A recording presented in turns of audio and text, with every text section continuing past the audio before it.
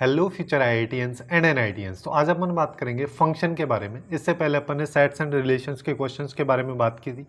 Function के इस section में अपन जेईई मेंस 2024 के अप्रैल सेशन में जो भी क्वेश्चंस आए उन सब को अपन डील करेंगे। बट बिफोर दैट इसी तरीके से अपन ने अप्रैल सेशन के और जनवरी सेशन के लगभग सभी क्वेश्चंस को चैप्टर वाइज सॉल्व किया है, जिसका प्लेलिस्ट का लिंक आपको नीचे डिस्क्रिप्शन में मिल जाएगा, वहाँ से जाके चेकआउट कर सकते हैं। इसके क्वेश्चंस के बारे में बात करें तो पहला क्वेश्चन अपने को दे रखा है कि अपने पास f(x) एक फंक्शन है और ये फंक्शन r से r में डिफाइन है।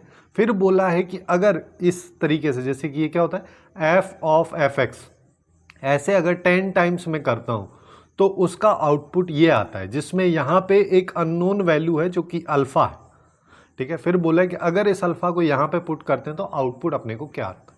मतलब अल्टीमेटली अपने को अल्फा फाइंड आउट करना है। अल्फा फाइंड आउट करने के लिए अपन यहाँ पे क्या कर सकते हैं, देखो पूरा 10 तक तो निकालने में हालत ख़राब हो जाएगी। अपने को यहाँ पे क्या करना है, जब भी इस तरीके के क्वेश्चंस देखने को मिलते हैं तो सबसे मेन इंपॉर्टेंट काम है कि अपने को यहाँ पे एक पैटर्न ढूंढना है। जैसे f(x) फंक्शन मेरे पास में ये दे रखा है। अब यहीं पे अगर मान लो मैं f ऑफ f(x) निकालना चाहता हूँ तो मेरे पास क्या आ जाएगा, 2 आएगा। 2 के साथ में x की जगह पे f(x) रखेंगे और f(x) की वैल्यू ये है, मतलब इसको 2x की जगह पे रख दो हर बार, तो यहाँ पे रूट ऑफ 1 + 9x² ये अपने पास में आ जाएगा। फिर पूरे पे रूट लग रहा होगा, फिर अंदर में यहाँ पे देखोगे तो 9 और x² हो जाएगा, यानी कि f(x) का होल स्क्वायर, यानी कि जो ये लिखा हुआ है इसका होल स्क्वायर कर देना है। तो ऊपर आएगा 2² × x², नीचे रूट हट जाएगा। ठीक है, 9x²। लेकिन अगर देखोगे तो पूरे पे तो रूट लगा हुआ है, इसका एलसीएम अगर लोगे तो ऊपर तो 2 की पावर, ऐसे लिख दे रहा हूं मैं, क्यों, क्योंकि फॉर्मेट अपने को 2 की पावर 10 के रूप में दे रखा है, तो यहाँ पे x आ जाएगा।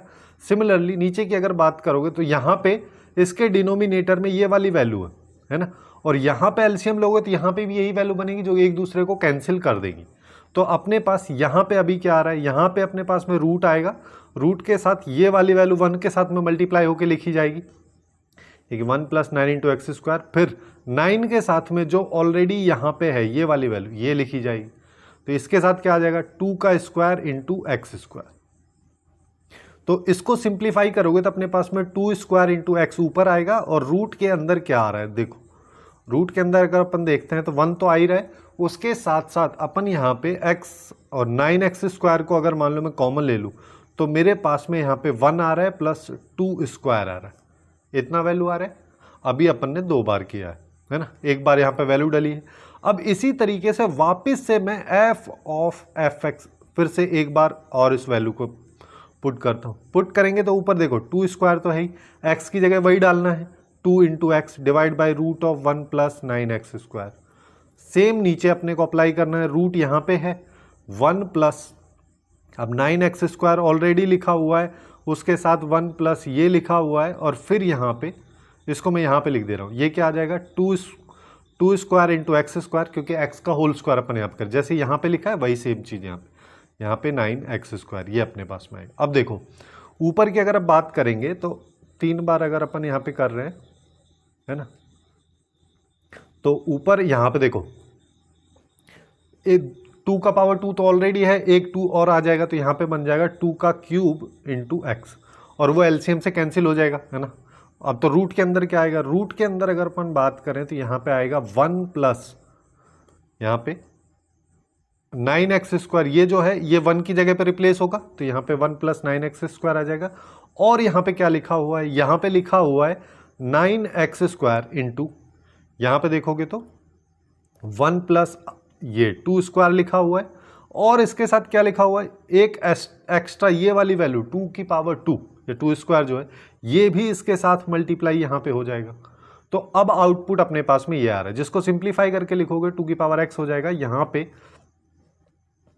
ये 1 आ गया है, 9x² को अगर मैं कॉमन लूँ तो यहाँ पे देखो यहाँ से 1 आया, यहाँ से इसको इसके साथ मल्टीप्लाई किया तो 2 का पावर 2 आया, प्लस फिर इसको इसके साथ मल्टीप्लाई किया तो 2 का पावर 4, इस तरीके से बन रहा है।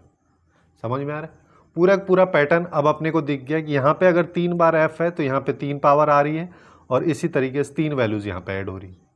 ठीक, यहाँ पे टोटल कितना 10 बार है ना, तो इसका आउटपुट अगर मान लो मेरे को निकालना है तो 2 की पावर 10 x, ये तो हो जाएगा, और न्यूमरेटर में क्या, सॉरी डिनोमिनेटर में 9x² आएगा, फिर यहाँ पे 1 + 2 का पावर 2 + 2 का पावर 4 इस तरीके से ऐड होती जाएगी और यहाँ पे 10th टर्म आएगी। अच्छा, उस 10th टर्म को मैं निकाल लेता हूँ, 10th टर्म को यहाँ पे अपन निकाल लेते हैं। जैसे कि 10th टर्म की अगर बात करोगे तो अपने पास में वो एक्चुअली में Tn, सिंस ये जीपी है ना, ये दिख रहा है जीपी है, तो यहाँ पे a क्या है 1, r क्या है 2 के पावर 2 और इसकी पावर कितना हो जाएगा 10n-1 यानी 10-1, तो यहाँ पे आ जाएगा 2 की पावर 2 और पूरे की पावर 9 यानी कि 2 की पावर 18। तो ये सम जो है 2 की पावर 18 तक अपने पास में जा रहा है, ये आ गया। अब देखो इसको कर दो इसके साथ में कंपेयर जो दे रखा है, क्योंकि अपन ने फाइनल निकाल लिया। अब अगर कंपेयर करेंगे तो अल्फा की वैल्यू एक्चुअली में ये निकल के आ रही है, ठीक है। मेरे को बस इसी को सिंप्लीफाई करना है, इसको सिंप्लीफाई करोगे तो ये क्या आ जाएगा, देखो ये सम है जीपी का जो क्या हो जाएगा a यानी कि ये 1 और 2 की पावर 2, ये तो r है, r की पावर n कितना हो जाएगा, यहाँ पे आ जाएगा 10-1 डिवाइड बाई 2 की पावर r माइनस, सॉरी हाँ 2 की पावर 2 -1 यानी कि r-1 अपन कर दे रहे हैं। इसको अगर मान लो नेक्स्ट पेज पे मैं सिंप्लीफाई करता हूँ तो मेरे पास में 2 की पावर 20 हो जाएगा, -1 आएगा और 2 की पावर 2 करेंगे तो 4, 4 - 1 किया तो 3, ये अपने पास में अल्फा आ रहा है। तो मेरे को चाहिए 3 अल्फा, तो 3 अल्फा इक्वल टू 2 की पावर 20 -1। अब इसमें कर दो +1 ऐड, +1 करोगे तो ये खत्म, तो 2 की पावर 20 आ रहा है रूट के अंदर, तो यहाँ पे आउटपुट आएगा 2 की पावर 10 जो क्या होता है ये तो सबको पता है 1024 आता है ना। और यही इस क्वेश्चन का करेक्ट आंसर अपने पास में निकल के आ जाए। काफ़ी सिंपल क्वेश्चन है, बस थोड़ा सा ट्रिकी टाइप का है ना। अब नेक्स्ट क्वेश्चन पे आते हैं। नेक्स्ट क्वेश्चन में अपने को फाइनेंशियल का फंक्शनल इक्वेशन से रिलेटेड है। ये अपने को एक फंक्शनल इक्वेशन दे रखी है। अब अपने को यहाँ पे देखो क्या बोला, ये एक फंक्शनल इक्वेशन है जिसमें m और n नेचुरल नंबर्स हैं, f(1) की वैल्यू 1 आती है, तो अपने को लैम्डा का लार्जेस्ट नेचुरल नंबर बताना है जिसके लिए ये जो कंडीशन है ये सेटिस्फाई होती। अब देखो सबसे पहले मेरे को फंक्शनल इक्वेशन की हेल्प से f(x) फंक्शन को फाइंड आउट करना पड़ेगा। अगर इस फंक्शनल इक्वेशन को देखें तो ये तो काफ़ी स्टैंडर्ड है, अगर आपने फंक्शनल इक्वेशंस पढ़ी होंगी तो वहाँ पे डायरेक्ट पता चल जाएगा। अगर इस तरीके से लिखते हैं तो f(x) = kx ले लो या अल्फा x ले लो, है ना, और चाहो तो इसको प्रूव करके देख लो। यहाँ पे अगर x की जगह m + n डालोगे तो यहाँ पे क्या आ जाएगा अल्फा m + n, जिसको अल्फा m + अल्फा n बोल सकता हूँ। इसको मैं ऐसा लिख सकता हूँ ना f(m) + f(n), क्योंकि x की जगह यहाँ पे डालोगे m और n तो यही आउटपुट अपने को मिलेंगे। अब क्या बोला है f(1) की वैल्यू 1 है ना, तो x की जगह अगर 1 डालता हूँ तो आउटपुट मेरे को 1 मिलता है। f(x) की वैल्यू 1 और x की जगह 1 डालेंगे तो यहाँ पे अल्फा बचेगा, तो अल्फा की वैल्यू 1 आ गई। तो अपन अब बोल सकते हैं यहाँ पे कि f(x) जो फंक्शन यहाँ पे दे रखा है वो एक्चुअली में x है और कुछ नहीं। अब हो गया क्वेश्चन बहुत ईजी। जैसे अब ये दे रखा है, अब इसको अगर देखोगे तो f(x), ठीक है, इसको बीटा बोल दो, f(β) लिखा, f(β) किसके बराबर होगा बीटा के, यानी कि लैम्डा + k के। तो मैं यहाँ पे बोल सकता हूँ कि लैम्डा की वैल्यू, सॉरी लैम्डा नहीं है यहाँ पे k है वेरिएबल, k की वैल्यू 1 से 202 तक जाती है, तो इसका आउटपुट जो है लैम्डा + k रहता है और ये <= 202 की पावर 2 ये। अब देखो k की वैल्यू डालते जाओ, लैम्डा लैम्डा लैम्डा आता जाएगा। जैसे यहाँ पे क्या आएगा लैम्डा +1, फिर क्या आएगा लैम्डा +2, फिर क्या आएगा लैम्डा +3, इस तरीके से लास्ट में क्या आएगा लैम्डा +2022 <= 2022 की पावर 2 ये आएगा। लैम्डा यहाँ पे कितनी बार आ रहा है 2022 बार आएगा, प्लस और क्या बन रहा है यहाँ पे, और यहाँ पे बन रहा है एक 1 2 3 इस तरीके से AP बन रहा है और ये <= 2022 का पावर है ना, ये AP है। और n नेचुरल नंबर्स का सम क्या होता है n × n + 1/2, तो यहाँ पे क्या आ जाएगा, यहाँ पे आएगा 2022 लैम्डा प्लस n 2022 n + 1 करेंगे 2023 डिवाइड बाई 2 <= 2022 की पावर 2 को ऐसे लिख दूँ 2022 × 2022 ये। अब देखो लेफ्ट साइड से 2022 को अगर मैं कॉमन ले लूँगा तो राइट साइड वाले एक वैल्यू कैंसिल कर देगा। अपने को अल्टीमेटली लैम्डा फाइंड आउट करना है, तो यहाँ पे क्या है, यहाँ पे आ रहा है लैम्डा, यहाँ पे कितना आ रहा है यहाँ पे। अब इसको सीधा ऐसा करते हैं, इसको <= लगा देता हूँ, राइट साइड में 2022 बच रहा था और इस वाली वैल्यू को राइट साइड में ले चलते हैं, तो यहाँ पे क्या आ जाएगा 2023 - 2 डिवाइड बाई 2। अब इसको सिंप्लीफाई अगर मान लो मैं करूँगा तो ये क्या आ जाएगा 2 से मल्टीप्लाई कर दो तो 4044 - 2023 डिवाइड बाई 2। इसको सिंप्लीफाई करेंगे तो यहाँ पे 1 आ जाएगा यहाँ पे 2 आएगा, यहाँ पे 0, ये आएगा, है ना। तो 1010.5 ये इसकी वैल्यू आ जाएगी। तो अपन बोल सकते हैं lambda less than equal to 1010.5। अब क्या बोला है, लैम्डा का मेरे को लार्जेस्ट नेचुरल नंबर बताना है। तो सबसे बड़ा नेचुरल नंबर यहाँ पे क्या रहेगा, 1010, क्योंकि उससे बड़ा तो रह ही नहीं सकता ना, 11 आ नहीं सकता। तो यहाँ पे यही इस क्वेश्चन का करेक्ट आंसर अपने पास में आ जाएगा। अब नेक्स्ट क्वेश्चन की तरफ चलते हैं। नेक्स्ट क्वेश्चन में अगर अपने यहाँ पे देखा तो अपने पास में ग्रेटेस्ट इंटीजर फंक्शन दे रहे, देखो बाहर वाला भी एक ग्रेटेस्ट इंटीजर फंक्शन है, उसके बाद ये अंदर वाला भी एक ग्रेटेस्ट इंटीजर फंक्शन है। इस तरीके से अपने को एक fx फंक्शन डिफाइन है, और कहाँ से कहाँ, a से z में। अब a क्या है, a एक्चुअली में set of all prime factors of 2310। पहले इसको निकाल लेते हैं। 2310 के अगर प्राइम फैक्टर्स करोगे, सबसे पहले तो यहाँ पे 10 है ना, यानी कि ऐसा बोल सकते हो ना 231 इंटू 10, और 10 को अपन प्राइम फैक्टर्स में 2 इंटू 5 लिख सकते हैं। अब 231 को अगर देखोगे तो 3 से जाएगा, 3 से जाएगा तो कितना आएगा, 7 और 7, है ना, 77 आएगा। 77 को 7 इंटू 11, सारे सारे प्राइम नंबर। इस तरीके से अपन लिख सकते हैं। तो अपने पास ए एक सेट बन गया जिसमें 2 3 सीक्वेंस वाइज अगर मैं लिखूं 5 7 11, ये सारे सारे नंबर्स आ गए। अब इसी तरीके से z भी एक सेट है जो कि f ऑफ x की वैल्यू, ऐसा बोल सकता हूँ। यहाँ पे अपन इसको निकाल लेते हैं, ठीक है। अच्छा देखो यहाँ पे z में डिफाइन है, लेकिन क्वेश्चन में क्या बोला है कि अपने को नंबर ऑफ 1 फंक्शंस बताने हैं a से रेंज ऑफ fx में। तो रेंज ऑफ f में या फिर fx की जो वैल्यूज आ रही है उन सब, जैसे अब x की वैल्यू या रेंज जो है fx की वैल्यू वो कब आई, x की इन वैल्यूज भी, क्योंकि इनपुट जो है डोमेन वो एक्चुअली में ये है, इसी पे आउटपुट आएगा। तो अगर मैं इसको एक साइड लिख दे रहा हूँ, जैसे एक साइड में a सेट लिख दे रहा हूँ, है ना, चाहो तो इसको ज्योमेट्रिकली बना लो जैसे कि अपन फंक्शन में बनाते हैं, है ना। ये अपने पास में a एक सेट है जिसमें वैल्यूज हैं, जैसे कि x इक्वल टू 2 है, x इक्वल टू 3 है, x इक्वल टू 5 है, x इक्वल टू 7 है, और x इक्वल टू 11। अब ऐसे ही मेरे को एक और सेट बनाना पड़ेगा, दूसरा सेट क्या बन जाएगा, इसको अपन बोल दे रहे हैं, ये एक्चुअली में fx की वैल्यूज का सेट। अब देखो जब x इक्वल टू 2 मैं यहाँ पे डालूँ, अब मेरे को वैल्यूज डालनी है और fx की वैल्यू फाइंड आउट करनी। x की जगह 2 डाला तो ये हो जाएगा 2 की पावर 3 यानी कि 8 बाई 5 करोगे तो ये 1 पॉइंट समथिंग आएगा। 1 पॉइंट समथिंग का ग्रेटेस्ट इंटीजर फंक्शन ये 1 हो जाएगा। 1 प्लस 2 का स्क्वायर यानी कि 4, तो ये हो जाएगा 5। तो यहाँ पे log 2 5, और इसका ग्रेटेस्ट इंटीजर फंक्शन, चाहो तो इसको भी निकाल लो। देखो इसको कैसे निकाल सकते हो, इसको निकालने का सिंपल सा तरीका अपन क्या कर सकते हैं, जैसे log 2 ऑफ 5 लिखा है ना, तो ये एक्चुअली में ऐसा लिखा होगा ना, 5 को अगर मैं लिखूंगा तो 2 की पावर में 2 पॉइंट समथिंग हो रहा होगा, क्योंकि 2 की पावर 2 करते तो 4 आता है, 2 की पावर 3 करते तो 8 आता है ना। ये 5 जो आउटपुट है ये इसी बीच में हो रहा होगा, जब 2 की पावर जो है 2 से बड़ी रहेगी लेकिन 3 से छोटी रहेगी, उस सिचुएशन में 5 आउटपुट आएगा, ऐसा अपन मान सकते हैं। अगर हम ऐसा मान ले रहे हैं तो उस सिचुएशन में अब देखो यहाँ पे ये पावर आगे आ जाएगी, तो यहाँ पे क्या बनेगा, log 2 विद बेस 2 जिसकी वैल्यू 1 होती है, तो यहाँ पे इसका आउटपुट क्या आ जाएगा, 2 पॉइंट समथिंग। अब 2 पॉइंट समथिंग अगर मान लो इसका आउटपुट आ गया, मेरे को एक्चुअली में इसके ग्रेटेस्ट इंटीजर फंक्शन की वैल्यू चाहिए, तो ये 2 पॉइंट समथिंग का ग्रेटेस्ट इंटीजर फंक्शन क्या आ जाएगा, 2। इस तरीके से अपन इसको निकाल सकते हैं, है ना। हालांकि इसकी जरूरत नहीं है, ये मैं बस बता दिया हूँ। अब x की जगह अगर मैं 3 डालता हूँ, 3 अगर मैं डालूंगा तो यहाँ पे क्या आएगा, 27 हो गया। 27 डिवाइड बाई 5 अगर मान लो मैं करता हूँ, 27 डिवाइड बाई 5 अगर करेंगे तो 5 आएगा, ठीक है।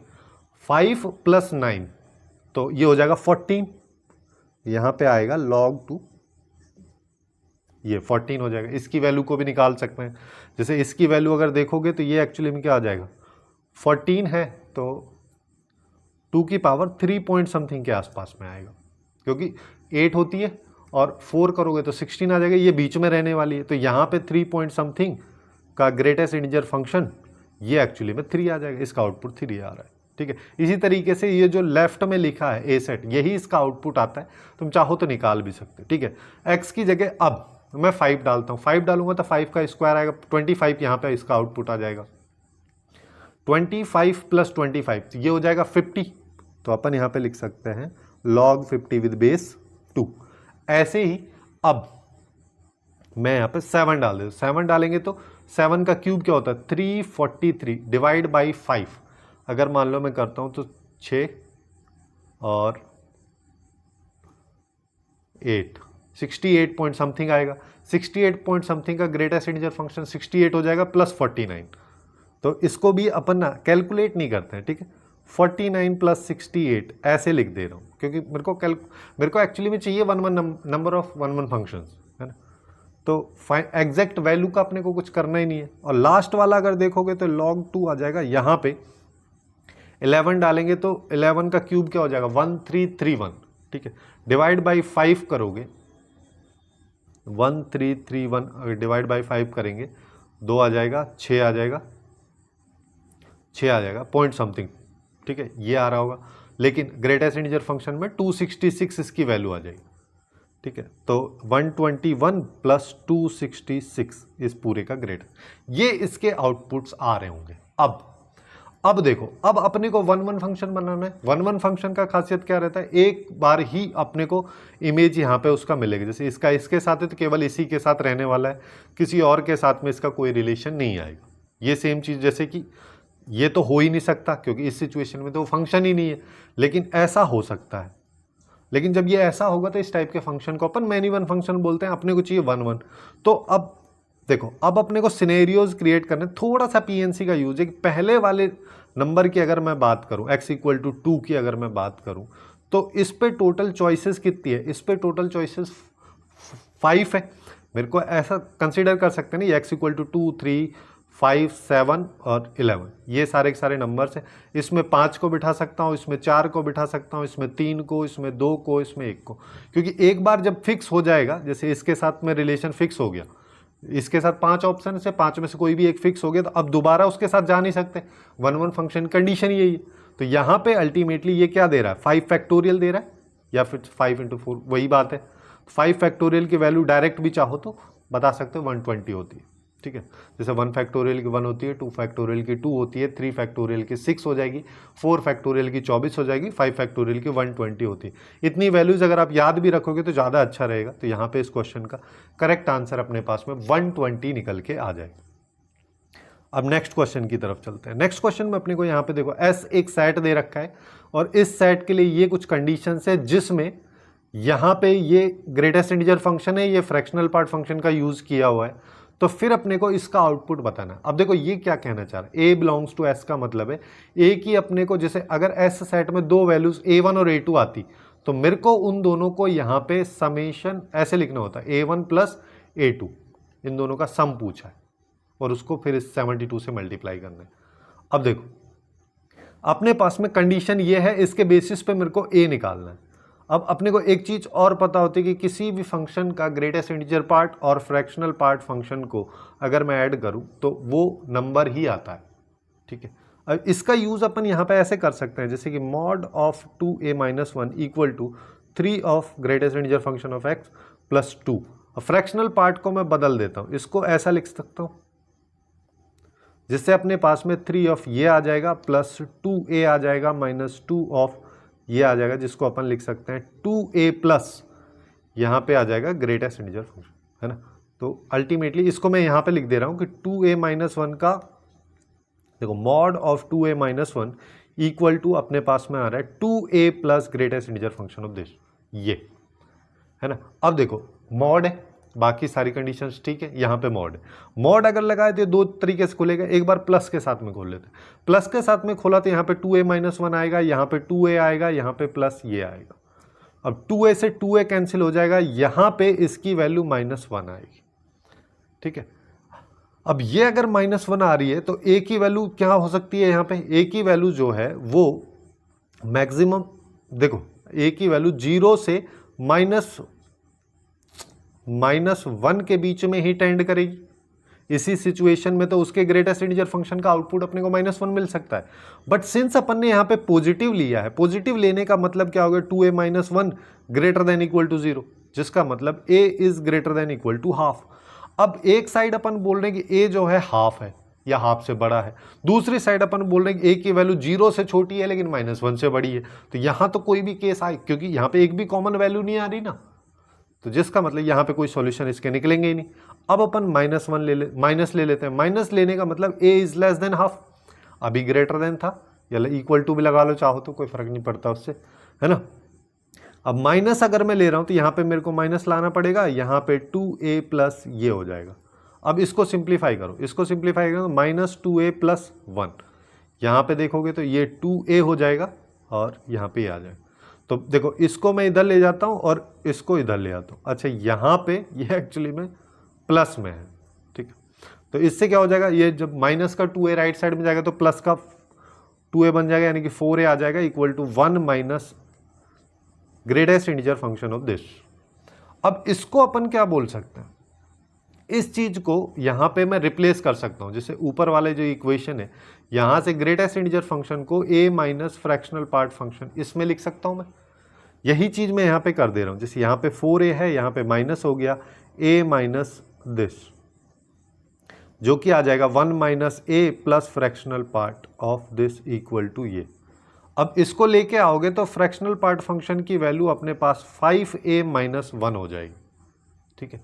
5a माइनस 1 होने का मतलब क्या हो रहा है, सिंस अब देखो अभी अपने पास क्या आया, ये वैल्यू 5a माइनस 1, लेकिन इस वैल्यू के बारे में मेरे को पता है कि ये वैल्यू एक्चुअली में 0 से 1 के बीच ही रहती है, तो ये भी रहनी चाहिए क्योंकि ये इसी के तो बराबर है। तो यहां से बोल सकते हैं 5a minus 1 less than equal to, और यहाँ पे ये आ जाए। अब यहां से मैं a की वैल्यू निकाल लेता हूं। a की वैल्यू कैसे निकालेंगे, पूरी की पूरी इनइक्वलिटी में +1 अगर मैं कर दे रहा हूं तो यहां पे क्या आ जाएगा 1, यहां पे 5a बचेगा, यहां पे 2 आ जाएगा, और डिवाइड बाई 5 कर दो तो ये 1/5 हो जाएगा, ये a हो जाएगा, ये 2/5। तो मैं बोल सकता हूं a बिलोंग्स टू, a का जो आउटपुट है 1/5 से 2/5 के बीच में रहने वाला है। अब ये जो है ये एक्चुअली में इसको सेटिस्फाई भी करना चाहिए, ठीक है, क्योंकि अपने पास इक्वेशन क्या है 4a is equal to 1 minus ये। अब देखो अब हम क्या बोल रहे हैं, हम बोल रहे हैं कि a जो है ये है, अगर a की वैल्यू ये है तो ये हमको दिख रहा है सीधा सीधा इसका मिनिमम और मैक्सिमम वैल्यू दोनों जो है 0 पॉइंट समथिंग ही है।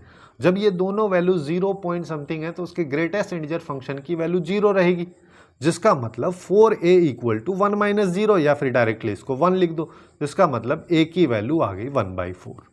केवल एक वैल्यू आई है तो सीधा यहीं पे रख देंगे। यहाँ पे इसका आउटपुट अगर मान लो मेरे को निकालना है तो 72 इंटू 1/4, ये कितना हो जाएगा, ये हो जाएगा 18, है ना। तो 18 जो है इस क्वेश्चन का करेक्ट आंसर आ जाएगा। इस तरीके से अपन इस क्वेश्चन को काफ़ी इजीली सॉल्व कर सकते हैं।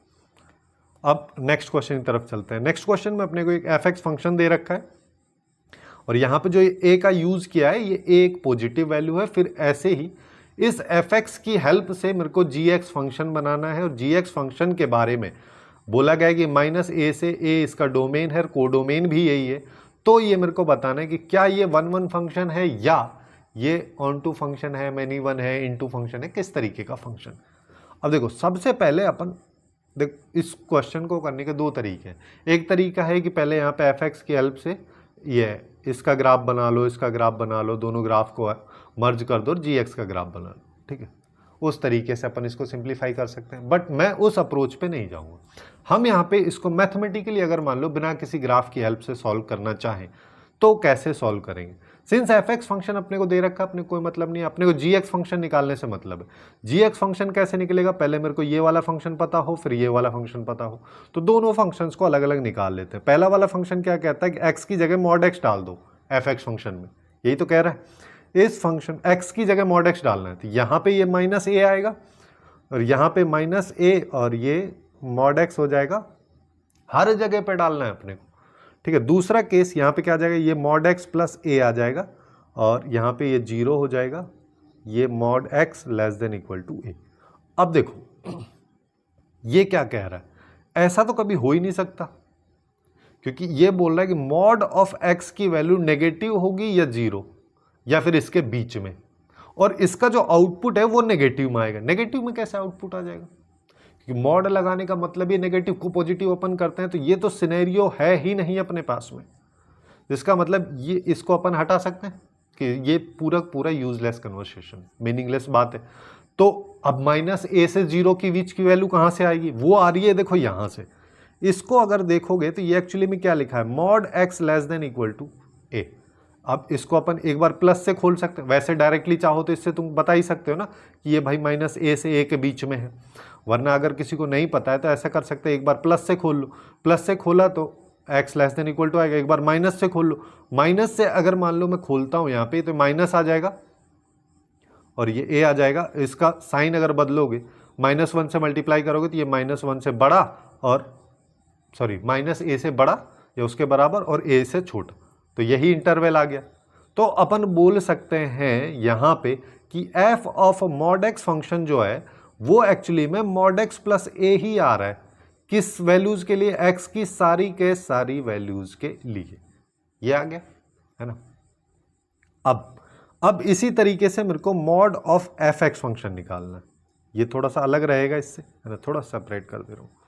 अब इसको निकालने का मतलब क्या है, आउटपुट पे अपने को मॉड लगाना है। आउटपुट क्या है, एफ एक्स फंक्शन का वैल्यू ये आता है जब एक्स की वैल्यू ये है, एफ एक्स फंक्शन का आउटपुट ये आता है जब एक्स की वैल्यू ये है, तो आउटपुट जो है अपने पास ये वाले हैं, इन दोनों में मॉड लगाना है। तो इन दोनों तो माइनस ए पे पहले मॉड लगा दे रहा हूँ और ये जो वैल्यूज हैं इनमें अपने को कोई छेड़खानी नहीं करनी, और यहाँ पे मॉड लगा देते हैं, यहाँ पे भी एक्स आ जाएगा।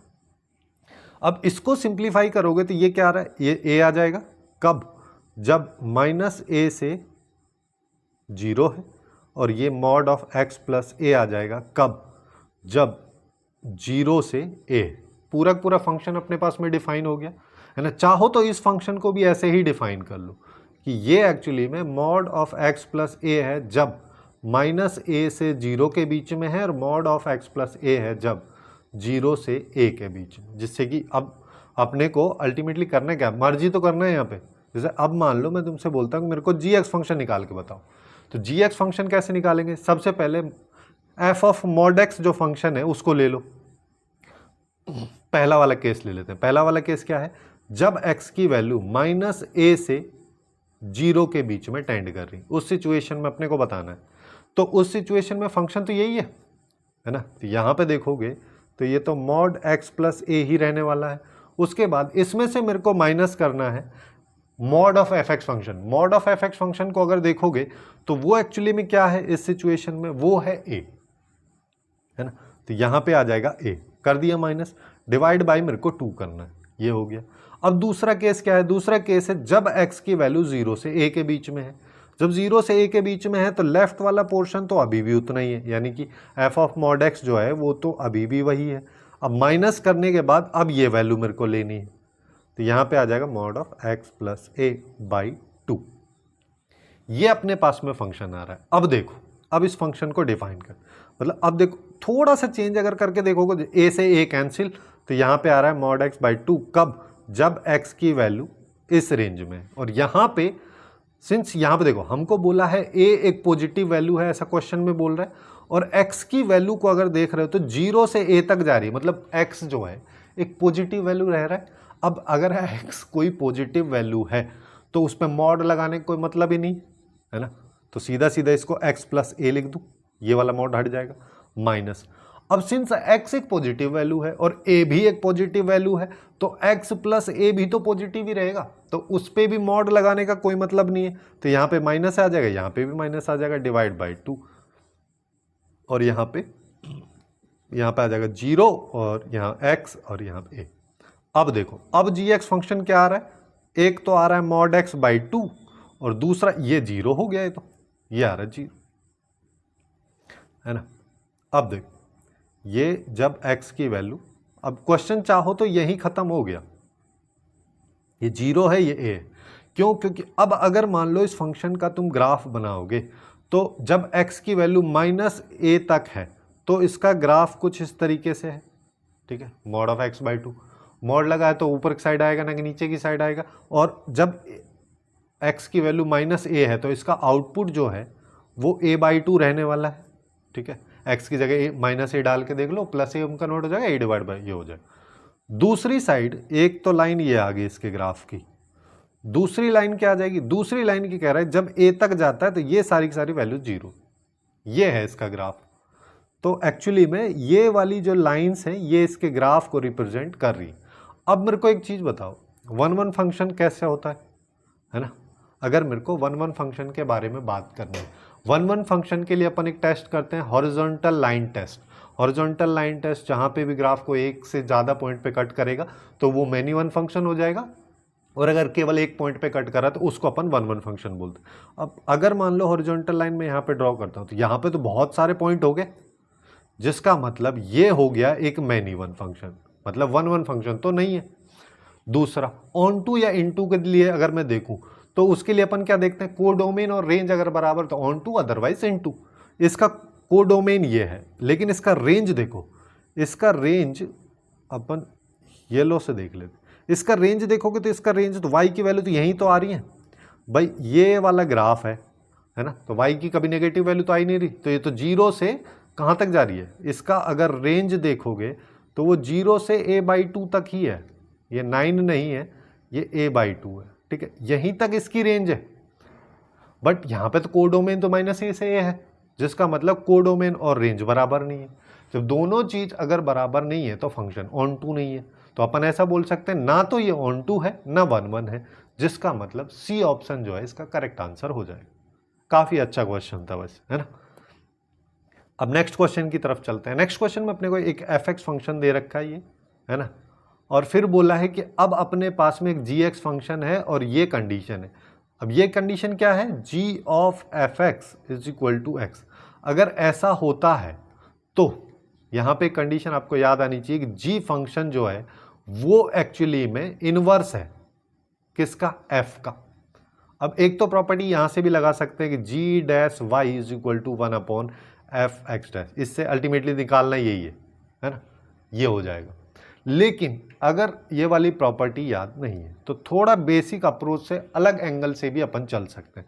जैसे अगर मान लो मैं बात करूँ तो g ऑफ f(x) मेरे को x दे रखा है ना, मेरे को डैश वाली वैल्यूज निकालनी है, तो मैं यहाँ पे इसका डिफ्रेंशिएशन कर देता हूँ, तो क्या क्या होगा, g डैश x और इसके अंदर का, फिर उसके बाद अंदर वाली वैल्यू का यानी कि f डैश x का डिफ्रेंशिएशन राइट साइड में बना जाए। अब मेरे को क्या चाहिए, g dash 2 equal to f dash, ये आ जाएगा यहाँ पे x की जगह कुछ ना कुछ वैल्यू आएगी, अभी उसको रखते हैं। g डैश 2 अगर मान लो मेरे को ये निकालना, तो मैं यहाँ पे ऐसा बोल दूं ना कि भाई f(x) की जगह मेरे को 2 चाहिए, यही तो समझ में आ रहा है यहाँ से।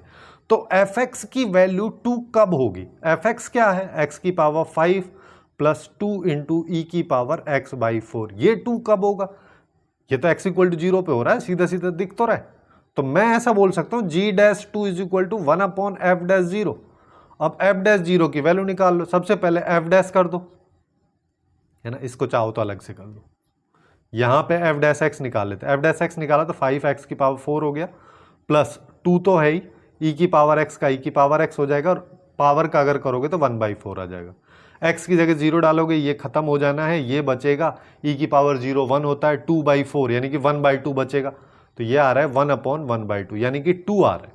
अब मेरे को क्या चाहिए, मेरे को चाहिए 8 टाइम्स g डैश 2, ये 8 को अगर 2 से मल्टीप्लाई करते तो 16 आता है, और यही अपना इसका आंसर है। बहुत सिंपल क्वेश्चन है और बहुत ही इजी, सॉरी वही तो बात ही हो गया है यार, है ना। अब नेक्स्ट क्वेश्चन पे चलते हैं। नेक्स्ट क्वेश्चन में अपने को एक फंक्शन दे रखा है, इस फंक्शन का अपने को डोमेन जो है यहाँ से यहाँ दिया हुआ है, और 3 अल्फा प्लस 10 बीटा की वैल्यू बतानी, मतलब ultimately alpha beta find out करना है, मतलब इस क्वेश्चन का बस अपने को डोमेन चाहिए। अब डोमेन निकालने के लिए बस वही बेसिक सा अप्रोच है, साइन इनवर्स समथिंग दे रखा है, तो साइन इनवर्स के अंदर वाली जो वैल्यू है इसके बारे में अपने को बात करनी रहेगी। ये वैल्यू -1 से 1 के बीच में होनी चाहिए, तभी तो ये सेटिस्फाई करेगा। तो और ऐसे ही ये लॉग के अंदर लिखा है, तो लॉग के अंदर होने का मतलब ये पॉजिटिव होना चाहिए। तो और क्या देख सकते हो, और ये बोल सकते हो ये जो डिनोमिनेटर है इसका, ये नॉट इक्वल टू 0 होना चाहिए, क्योंकि ये 0 हो गया तो नॉट डिफाइन वाला केस आ जाएगा। ऐसे ही इसका डिनोमिनेटर भी 0 नहीं होना चाहिए। इन कंडीशंस को लगाना है और इसको सॉल्व करना। चलो तो लगाते हैं। सबसे पहले अपन बात करते हैं साइन इनवर्स के बारे में। साइन इनवर्स के बारे में अगर मैं बात करूं तो मेरे को क्या पता है कि यहाँ पे -1 से 1 के बीच में आएगा 3x बाई ये 2x minus 19 less than equal to 1। मैं यहाँ पे क्या करता हूँ, +1 ऐड कर देता है, तो ये हो गया 0, है ना। तो ये 3x माइनस 22 और +1 करके मैं एलसीएम भी ले दे रहा हूँ, ठीक है। तो यहाँ पे 2x माइनस 19 ऊपर आ जाएगा, नीचे देखोगे तो 2x माइनस 19 आएगा, ये लेस देन इक्वल टू 2 हो जाएगा। अब यहाँ पे 0 आ रहा है, यहाँ पे कितना आ जाएगा 5x माइनस, इन दोनों को ऐड अगर करोगे तो ये हो जाएगा 41, यहाँ से एक घटा दो 21 हो जाएगा, इसको 20 कर दो तो 41 हो जाएगा, divided by 2x minus 19 less than equal to 2। अब इसके केस बना लेते हैं। इसका पहला केस क्या होगा? पहला केस ये होगा कि 5x minus 41 divided by 2x minus 19 ये ग्रेटर देन इक्वल टू 0। इस केस में अपन यहाँ पे वैल्यूज रख देते हैं। जैसे एक वैल्यू देखोगे तो 19/2 यानी कि लगभग 10 के बराबर आएगी, और 41/5 ये लगभग 8 पॉइंट समथिंग आएगी, है ना। तो यहाँ पे क्या आ जाएगा? अब 19/2 से बड़ी वैल्यू पे पॉजिटिव रहने वाला है, माइनस ये पॉजिटिव। अपने को क्या चाहिए? पॉजिटिव। जिसका मतलब अब देखो 41/5 जो है इसको अपन आउटपुट ले सकते हैं। क्यों? क्योंकि न्यूमरेटर में अगर मैं x की जगह 41/5 डालूंगा तो वो ऊपर वाला 0 हो जाएगा, वो अपना चल जाएगा, लेकिन अपने को नीचे वाला 0 नहीं करना है, तो नीचे वाले को अपन इंक्लूड नहीं कर रहे।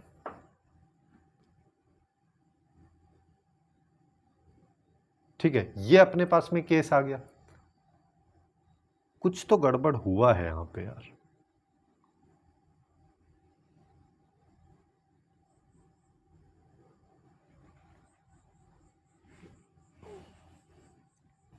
अच्छा चलो, अगर नहीं भी हुआ आगे समझ में आ जाएगा, है ना।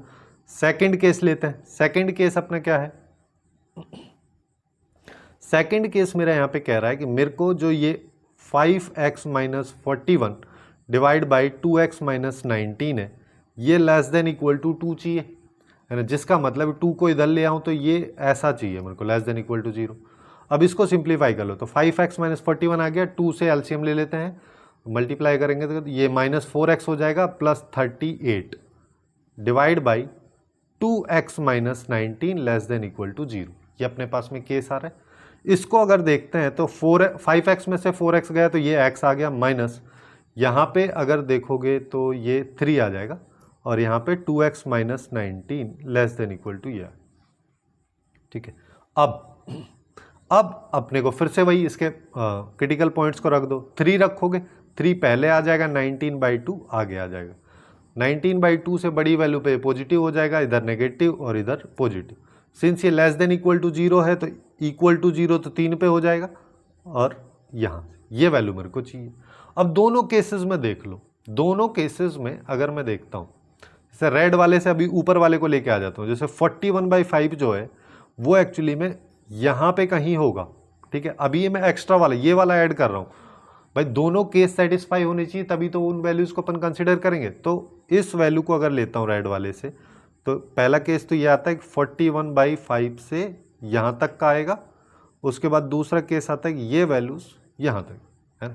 तो अब अपने को क्या चाहिए? अपने को चाहिए जो दोनों में हो। दोनों में कॉमन क्या दिख रहा है अपने को? दोनों में कॉमन मेरे को ये वाला पोर्शन दिख रहा है जिसमें दोनों 3 और 41/5 वाली वैल्यूज जो हैं दोनों इंक्लूडेड है। तो अपन यहाँ से बोल सकते हैं कि x की वैल्यू 3 से 41/5 तक ही आएगी, है ना। इसको थोड़ा सा एक बार देख लेना, कहीं पे कोई मिस्टेक तो नहीं हो रही, है ना। चलो, अब ये आ गया, ये पहला वाला केस अपने खत्म हो चुका है। अब देखो पहला वाला केस हो गया, दूसरा वाला केस बचा है, और दोनों केसेस का भी फिर से मेरे को इंटरसेक्शन ही लेना है। जो इनमें कॉमन एरिया होगा, कॉमन नंबर ऑफ रीजन्स होंगे, या फिर कॉमन पोर्शन बोल दो एक्स की वैल्यूज का, उसको ही लेना है, क्योंकि दोनों कंडीशन सेटिस्फाई होनी चाहिए। अगर कोई एक भी सेटिस्फाई हो रहा है, दूसरा नहीं हो रहा है, तो पूरा फंक्शन अपने पास में खराब ही हो जाएगा। अब मेरे को ये चाहिए ग्रेटर देन 0, तो इसको बना देते हैं। तो ये क्या है? 3x² minus 8x plus 5 divide by x² minus 3x minus 10 greater than 0 चाहिए। अब इसके फैक्टर्स हो सकते हैं क्या? हाँ, इसके तो फैक्टर्स काफ़ी आसानी से हो जाएंगे। जैसे 3x² माइनस 5x, अच्छा माइनस 5x माइनस 3x कर दो, माइनस 8x हो गया, प्लस 5 हो गया। नीचे की अगर बात करोगे तो यहाँ पे क्या आ जाएगा? माइनस 5x ले लो प्लस 2x ले लो तो भी हाँ ये हो गया। तो ऊपर वाले में 3x अगर कॉमन लिया तो x माइनस 5 आएगा, यहां से -1 कॉमन लिया तो चाहो तो ऐसे कर लो। चलो यहां पे इसको थोड़ा सा रिप्लेस कर दे रहा हूं, थोड़ा सा और सही बन जाएगा। वैसे कोई दिक्कत नहीं है उसमें, है ना। ये है। अब तो यहाँ पे देखो 3x अगर मैंने बाहर लिया तो यहाँ पे क्या आ जाएगा x माइनस वन, वहीं से 5x वहाँ से बाहर लिया, सॉरी 5 वहाँ से बाहर लिया तो वहाँ से x माइनस वन आ जाएगा। तो एक फैक्टर मेरा यहाँ पे 3x माइनस 5 आ जाएगा, दूसरा आ जाएगा x माइनस वन। मैं डायरेक्ट लिखने के चक्कर में था इसीलिए उसको रिप्लेस किया। दूसरा यहाँ पे देखोगे तो एक फैक्टर x प्लस टू और दूसरा आ जाएगा x माइनस 5। अगर तुमसे डायरेक्ट नहीं निकल रहे तो स्टेप वाइज करके देख सकते हो। अब अपने को क्या करना है, अब अपने को यहाँ पे क्रिटिकल पॉइंट्स रखने हैं। क्रिटिकल पॉइंट्स देखोगे तो यहाँ पे क्या है, सबसे पहले नेगेटिव वाला देख लो, नेगेटिव वाला देखोगे तो -2 यहाँ पे है। उसके बाद सबसे बड़ा क्या होगा इसमें, सबसे बड़ा इसमें 5 होगा। उसके बाद 5/3 है, 5/3 लगभग 1 से तो बड़ा ही है ना, यहाँ पे आ जाएगा 1 आ जाएगा यहाँ पे, ये है। अब देखो 5 से बड़ी वैल्यू पे पॉजिटिव देगा, इधर नेगेटिव पॉजिटिव नेगेटिव पॉजिटिव, ये सीन बनेगा अपने को, जिसमें मेरे को -2 इंक्लूड नहीं करना है और 5 इंक्लूड नहीं करना है। ये वाली वैल्यूज मेरे को इंक्लूड करनी, मेरे को चाहिए पॉजिटिव, इसका मतलब ये वाली चाहिए, ये वाला चाहिए और ये चाहिए। ये अपने पास में सिनेरियो बन चुका। अब अपने को दोनों केसेस को मर्ज करना है, फर्स्ट वाला केस और सेकंड वाला केस। तो लाइन बना लेते हैं। सबसे पहले यहां पे अगर देखोगे तो 3 से 41 के बीच में अपने को देखो -2 चाहिए, -2 से ये जा रहा है, उसके बाद में 1 से चाहिए, 1 से 5/3 तक का आउटपुट है। ये सेकंड वाले केस को मैं पहले लिख दे रहा हूं, यहां पे मेरे को 5 चाहिए, 5 से आगे वाला आउटपुट, ये अपने पास में इसका आउटपुट आ रहा है। अब है ना, अब देखो यहां से क्या कह रहा है, ये 3 से 41/5 तक है। तो 3 अगर देखोगे तो 3 एक्चुअली में कहां आएगा, 3 तो यहां कहीं आएगा और 41/5 जो है वो यहां कहीं आएगा, ठीक है, 5 से तो आगे ही आएगा। और इसको अगर देखोगे तो ये एक्चुअली में इस केस की बात कर रहा है, ये दोनों वैल्यूज। अब मेरे को चाहिए कॉमन वैल्यू, तो कॉमन वैल्यू देखोगे तो कॉमन वैल्यू एक तो यहीं से स्टार्ट हो रहा है, कॉमन लाइन दोनों के लिए, ये वाला रीजन है। और ये वाला रीजन क्या है, इसको अपन बोल सकते हैं कि यहां पे 5 आएगा। देखो यहां पे 5 में होलो सर्किल है, क्यों, क्योंकि 5 अपने को लेना नहीं है, जिसका मतलब 5 पे तो स्मॉल ब्रैकेट आ जाएगा, इसको इंक्लूड नहीं करना। दूसरी वैल्यू है 41/5 जिस पे क्लोज ब्रैकेट आ जाएगा। ये रेंज अपने पास में निकल के आ रही है, या फिर ऐसा बोल लो इस फंक्शन का जो डोमेन है वो ये निकल के आ रहा है, जिसमें अल्फा की वैल्यू 5 आ गई, बीटा की वैल्यू 41/5, इन सब को उधर रख देते हैं। 3 इंटू अल्फा ये हो गया, 10 इंटू बीटा करोगे तो ये आ जाएगा, है ना। तो ये करोगे तो 82 + 15 ये आ जाएगा 97, बी ऑप्शन। अब नेक्स्ट क्वेश्चन पे आ जाओ। नेक्स्ट क्वेश्चन की अगर बात करें तो अपने को एक साइड दे रखा है ए, एक साइड दे रखा है बी, फिर बोला गया यहाँ पे अपने को टोटल नंबर ऑफ 1 फंक्शंस बताने ए से बी में। कब, जब ये वाला केस हो, f(1) की वैल्यू और f(3) की वैल्यू जो है वो 14 के इक्वल हो। f(1) की देखो, अब x की जगह मैंने 1 डाल दिया, 1 कहां से डाला है, ए साइड से, क्योंकि ये डोमेन में है, ये इसका कोडोमेन है, तो इसका आउटपुट इसकी रेंज से आ रहा होगा, तो f(1) का आउटपुट जो है इसमें से आ सकता है, जिसका मतलब इन दोनों की वैल्यूज f(1) और f(3) की जो वैल्यूज मेरे को लेनी है वो एक्चुअली में मेरे को बी साइड से कंसीडर करनी है।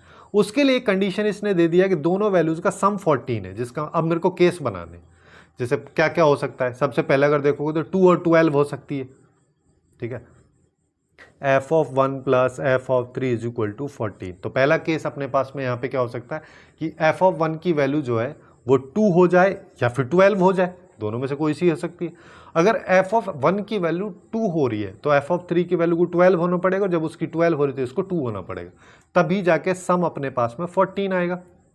और ऐसे ही एक और केस हो सकता है, कौन सा, अब और देख लो कब 14 बन रहा है, यहाँ पे बी के दो वैल्यूज को ऐड करके 2 और 12 पे बन रहा है, 4 और 10 पे बन रहा है, उसके अलावा 5 के लिए 9 चाहिए, हाँ, और कभी नहीं बन रहा है। तो 4 की जगह 4 हो सकता है f(1) की वैल्यू, तो f(3) की वैल्यू 10 होना पड़ेगा, उसकी 10 होगा तो इसको 4 होना पड़ेगा, तो जाके सम आएगा। तो दो केसेस अपने पास में हो गए, दोनों को अलग अलग अपन डील करेंगे, जैसे पहला केस और ये दूसरा केस। पहले केस में अगर इन दोनों को अपन अरेंज करेंगे तो दो तरीके हो सकता है ना, अभी समझ में आएगा। देखो रुको, मान लो अपन इसको बेसिक अप्रोच, चाहो तो डायरेक्ट पीएनसी लगा काफ़ी इजीली सॉल्व क्वेश्चन किया जा सकता है, बट अपने को यहाँ पे इस क्वेश्चन को समझना जरूरी है, इसलिए मैं पूरा थोरोली इसको एक्सप्लेन कर दे रहा हूँ, है ना। दूसरा अपने पास में इस तरीके से दो मैंने यहाँ पे सेट बना दिए हैं, इस सेट को मैं ए बोल दे रहा हूँ, इसको बी बोल दे रहा हूँ। ये आउटपुट वाला है, इनपुट वाला सेट है ना। यहाँ पे अगर देखोगे तो 1 3 7 9 और 11, और यहाँ पे देखोगे तो 2 4 5 7 8 10 और 12, ये सारे के सारे इनके आउटपुट्स। अब पहला केस क्या कह रहा है? पहला केस मेरे पास में कह रहा है कि एफ ऑफ 1 की वैल्यू 2 हो सकती है, या फिर इसको दूसरा वाला केस को मैं डैश लाइन से रिप्रेजेंट, ये हो सकती है। अगर ऐसा हो रहा है तो एफ ऑफ 3 की वैल्यू को क्या होना पड़ेगा? इसकी वैल्यू को 12 होना पड़ेगा, और इसकी जब डैश वाली जो है उस हिसाब से अपन इसको एडजस्ट कर दिए हैं। अब देखो, अब यहां पे अगर अपन देखें तो मेरे पास में, मैं ऐसा बोल सकता हूं 3 और 2 5, 5 मेरे पास में नंबर्स हैं, है ना, 3 2 5 हो, उन सबको मेरे को आउटपुट देना है। जैसे पहले वाला जो है, इसके लिए अपने पास में 2 चॉइसेस हैं भाई, या तो 2 हो सकता है, 12 हो सकता है, लेकिन इसके बाद वाला है, जैसे ये 1 वाला है, ये 3, चाहो तो इसको लिख भी लो कि ये 1 वाला आउटपुट है, 3 वाला है, 7 वाला है, 9 11, है ना। पहले वाले के लिए 1 के लिए मेरे पास 2 चॉइसेस है, लेकिन जैसे 2 चॉइस 1 के लिए हैं, 3 के लिए अगर बात करो तो 1 चॉइस बचेगा, क्योंकि अगर 2 ले लिया तो 12 लेना पड़ेगा, 12 ले लिया तो 2 ही लेना पड़ेगा। 7 के लिए अगर बात करोगे तो टोटल अब रिमेनिंग कितना है? वैसे अगर टोटल इसमें देखा जाए तो 3 3 6 7 एलिमेंट है, लेकिन इसमें से 2 ऑक्यूपाई हो जा रहे हैं इन दोनों के द्वारा, तो 7 के लिए मेरे पास में ऑप्शंस बच रहे हैं 5। अब 5 ऑप्शंस यहां पे आ जाएंगे, लेकिन 9 के लिए बात करोगे तो 1 घट जाएगा, 4 ऑप्शंस बचेंगे, और 11 के लिए 3 बचेंगे, तो 5 4 3, और यहाँ पे, है ना। और ये सारी कंडीशंस होंगी, मतलब पहले ये होगा, फिर ये होगा, फिर ये होगा, मतलब एंड वाला सिनेरियो है, जिसका मतलब मल्टीप्लाई अपन करेंगे। तो बेसिक सा कंसेप्ट है पीएनसी का, 5 × 4 × 3, इसको अगर मल्टीप्लाई अपन करते हैं तो ये 5 फैक्टोरियल ही लिखा हुआ है घुमा फिरा के, जिसका मतलब 120, है ना। ये इसका आउटपुट आ गया। अब मेरे को दूसरे केस पे फोकस करना है, ये तो पहले वाला केस है। अब अपन बात करते हैं दूसरा केस। दूसरा केस क्या कहता है कि हो सकता है एफ ऑफ 1 की वैल्यू 4 हो, जिसको मैं ले लिया 4। अगर ऐसा है तो उस सिचुएशन में एफ ऑफ 3 की वैल्यू क्या हो रही होगी? तो एफ ऑफ 3 की वैल्यू 10 हो रही होगी। फिर डैश वाले से एक दूसरा वाला रिप्रेजेंट करते हैं कि हो सकता है एफ ऑफ 1 की वैल्यू 10 हो, तो एफ ऑफ 3 की वैल्यू जो है वो डैश लाइन से 4 हो रही होगी, है ना। तो वापिस से वही 1 2 3 4 5 केसेस हैं। पहले वाले के पास में मेरे पास 2 ही सिनेरियो हैं, दूसरे वाले के पास 1 बचा, 1 और 3 कंप्लीट हो गया। उसके बाद इसके लिए 5 चॉइसेस, 4, इसके लिए 3, तो यहाँ पे 5 4 3, इन सबको मल्टीप्लाई कर दो, यानी कि वही 5 फैक्टोरियल, यानी कि 120। अब दोनों केसेस, अब देखो पहला केस है, दूसरा केस है, जब भी केसेस वाला सिनेरियो होता है तो अपन ऐड करते हैं, या फिर ऐसा बोल लो कि यहाँ पे और वाला सिनेरियो हो रहा होगा, या तो पहला केस होगा या सेकंड केस, दोनों केस एक साथ हो नहीं सकते ना। तो इस वजह से इन दोनों वैल्यूज को 120 + 120 इसको अपन ऐड कर देंगे, जो कि फाइनली अपने को 240 देगा, जो इस क्वेश्चन का करेक्ट आंसर अपने पास में होगा। तो यहाँ पे आ जाएगा 240। काफ़ी इंटरेस्टिंग क्वेश्चन है ना। अब नेक्स्ट क्वेश्चन की तरफ चलते हैं। नेक्स्ट क्वेश्चन में, हाँ ये वाला, इसमें अपने को एफ एक्स एक फंक्शन दे रखा है, जी एक्स एक फंक्शन दे रखा है, फिर F of G x function के बारे में पूछा है कि वो 1 फंक्शन होगा, ऑन टू फंक्शन होगा, किस तरीके का फंक्शन होगा, है ना। अब जैसे देखो जी एक्स फंक्शन को देखोगे तो ये इंटरवल के बेसिस पे डिफाइन है। इसी तरीके से मैं एफ एक्स फंक्शन को भी डिफाइन कर सकता हूँ कि ये x - 1 होगा जब x > 1 होगा, ये 1 - x होगा जब x < 1 होगा। ये तो सिंपल सा है कि भाई मॉड के अंदर वाली वैल्यू को > 0 कर दो, उस सिचुएशन में वो पॉजिटिव होगा जहाँ पे वहाँ पे जो x की वैल्यू आएगी, और जब < करोगे तो नेगेटिव पाओ। ठीक है, बेसिक सा अप्रोच है, उसमें कुछ खास करना नहीं है। एफ एक्स फंक्शन आ गया, जी एक्स फंक्शन आ गया, मेरे को क्या चाहिए? मेरे को चाहिए F of G x function, है ना। वापिस से इस क्वेश्चन को भी उसी तरीके से ग्राफ आपकी हेल्प से भी अपन कर सकते हैं, बट अपन इसमें मैथमेटिकल अप्रोच की तरफ जाएंगे। अब देखो एफ ऑफ जी एक्स का मतलब क्या हो गया? एक्स की जगह मेरे को जी एक्स डालना है, तो यहाँ पे हो जाएगा जी एक्स - 1, कब? जब जी एक्स का आउटपुट > 1 होगा। दूसरा यहाँ पे आएगा 1 - जी एक्स, कब? जब जी एक्स इज < 1। अब मेरे को यही देखना है, मेरे को तो जी एक्स के रूप में थोड़ी ना इसको डिफाइन करना है, मेरे को एक्चुअली में इसको डिफाइन करना है एक्स के रूप में। अब देखो जी एक्स > 1 कब होगा? अब यहाँ पे आ जाओ, gx फंक्शन पे। जब x की वैल्यू 0 रहेगी तो इसका आउटपुट 1 रहेगा, जैसे जैसे 0 से बढ़ाओगे 0 पॉइंट समथिंग पे इसका आउटपुट 1 पॉइंट समथिंग, और अगर इस x की जगह पे 1 रखोगे तो इसका आउटपुट e यानी कि 2.71 जो कि 1 से बड़ा ही। तो अपन यहाँ पे बोल सकते हैं कि ये gx greater than equal to 1 का मतलब ये x greater than equal to g होगा, और gx की जगह यहाँ पे मैं e की पावर x रख सकता हूँ, है ना। तो अब अल्टीमेटली अपन फंक्शन निकाल रहे हैं यहाँ पर x के रेस्पेक्ट में, तो ये आ जाएगा और यहाँ पे आएगा x greater than equal to 0। अब इधर आ जाओ 1 माइनस gx जो है लेस देन 1 कब होगा, लेस देन 1 जो है, अब यहाँ पे देखो ये x प्लस 1 लिखा है, अब इसमें कोई भी एक वैल्यू, जैसे मिनिमम यहाँ पे बोल रहा है मैक्सिमम 0 ऐड कर सकते हैं तो ये 1 आएगा, अदरवाइज मेरे को 0 से छोटी ऐड करनी है जिसका मतलब नेगेटिव वैल्यू करनी है, जिसका मतलब ये 1 से तो छोटा ही रहेगा हमेशा, अगर 0 के अलावा कोई भी और वैल्यू यहाँ पे ऐड करेंगे तो 1 से छोटा रहेगा, जिसका मतलब यही तो मेरे को चाहिए, gx इज लेस देन 1। तो अपन यहाँ पे बोल सकते हैं कि अपने को जो x लेस देन 0 वाला क्राइटेरिया यहाँ पे है, इसको यहाँ पे फिट कर देते हैं, gx की जगह x प्लस 1 मैं यहाँ पे लिख दे रहा हूँ। तो मेरे पास फंक्शन क्या निकल के आ रहा है, यहाँ पे आ रहा है e की power x minus 1 greater than equal to 0, 1 से 1 कैंसिल हो जाएगा, यहाँ पे आएगा minus x less than equal to 0। अब इसका बना लेते ग्राफ, है ना। अब इसका ग्राफ काफ़ी आसान रहेगा। देखो अपने को क्या करना है, सीधा सीधा x जब लेस देन इक्वल टू 0 है, नेगेटिव वाले पोर्शन में मेरे को ग्राफ बनाना है माइनस x का, प्लस x का ग्राफ इस तरीके से जाता है ओरिजिन से, माइनस x का ग्राफ इधर से जाएगा, है ना। तो ये हो जाएगा y is equal to minus x वाली लाइन और 0 तक ही जा रही है। उसके बाद अपने को बनाना है e की पावर x माइनस 1 का। नॉर्मली अगर अपन देखते हैं तो e की पावर x का ग्राफ कुछ इस तरीके से होता है जहाँ पे ये वैल्यू 1 होती है।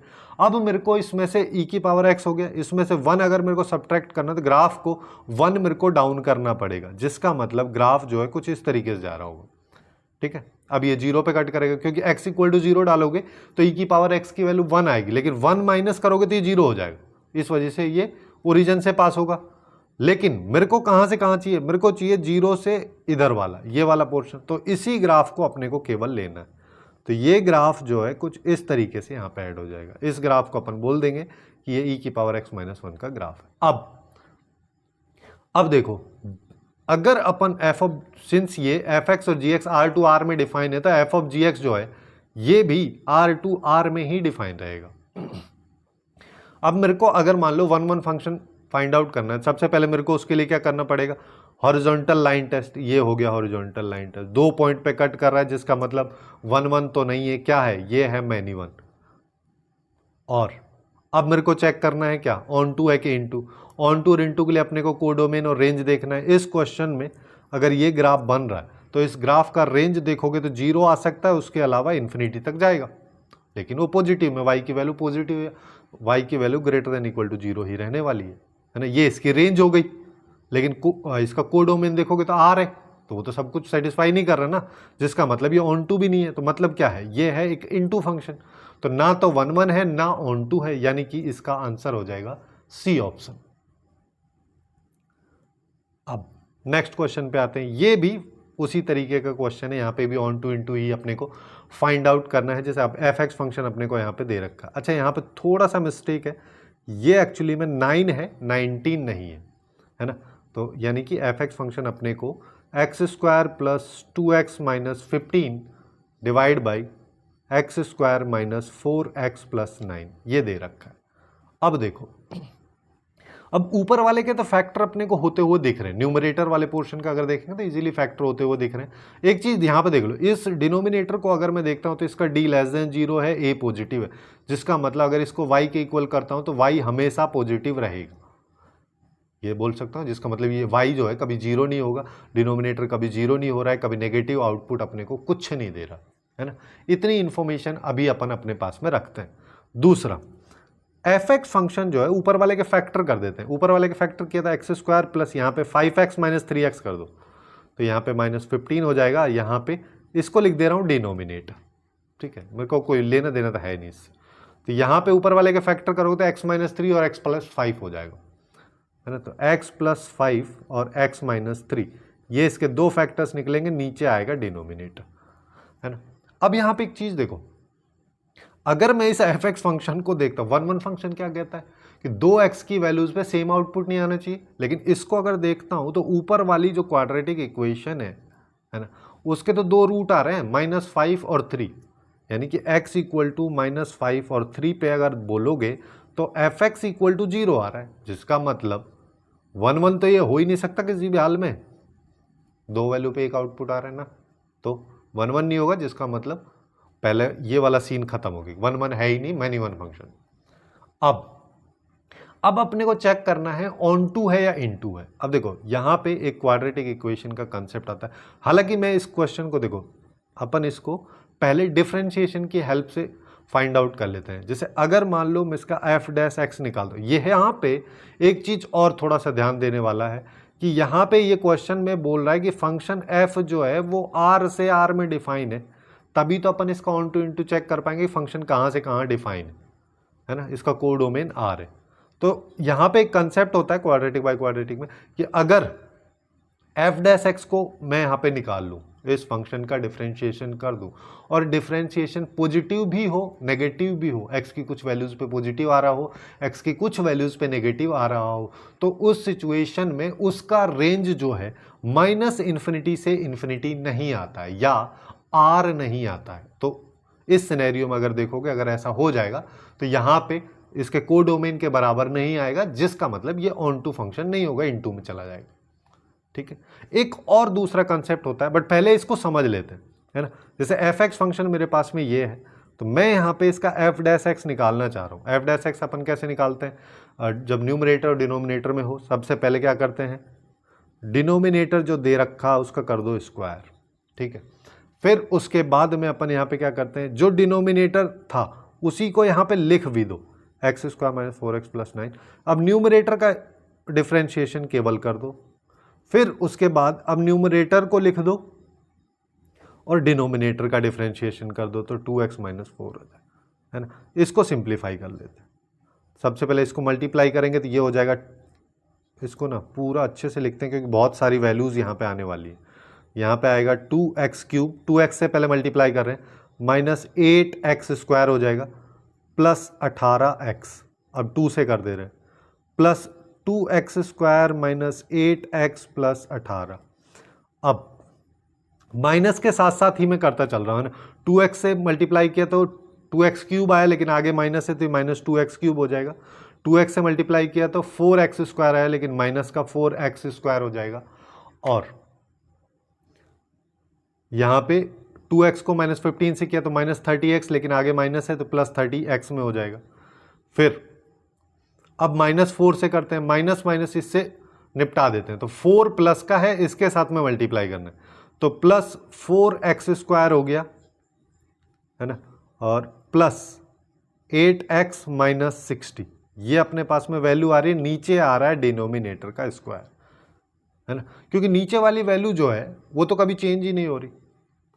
अब देखो 2x क्यूब से 2x क्यूब गया, 4x स्क्वायर से 4x स्क्वायर गया, है ना। x स्क्वायर देखो कितना है, -8 प्लस 2 -6 बच गया, -6x स्क्वायर। अब x की वैल्यूज देखो, यहां पे 30 है, यहां पे 18 है और सब,